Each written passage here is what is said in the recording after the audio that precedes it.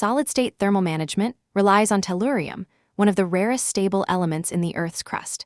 Its crustal abundance is limited to just 1 to 5 parts per billion.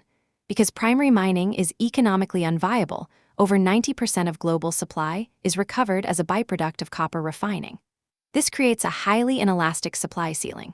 Global tellurium output reached just 670 metric tons in 2024. This volume is structurally capped by 27.8 million tons of refined copper production.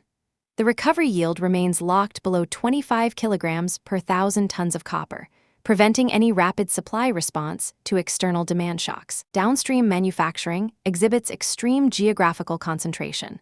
China controls 62% of raw tellurium refining, which scales to an 85% monopoly in finished thermoelectric module assembly.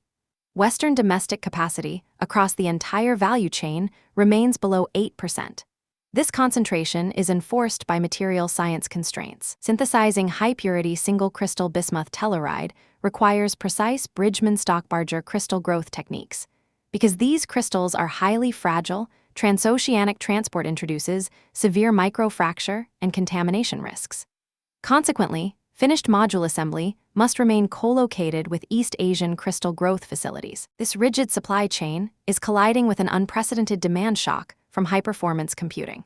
Thermoelectric coolers are critical for stabilizing high-density optical transceivers, including 800G and 1.6T architectures.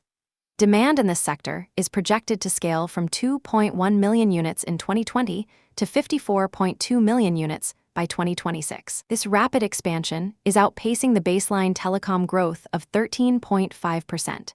Because tellurium supply is tied to copper smelting, it cannot scale to match this trajectory.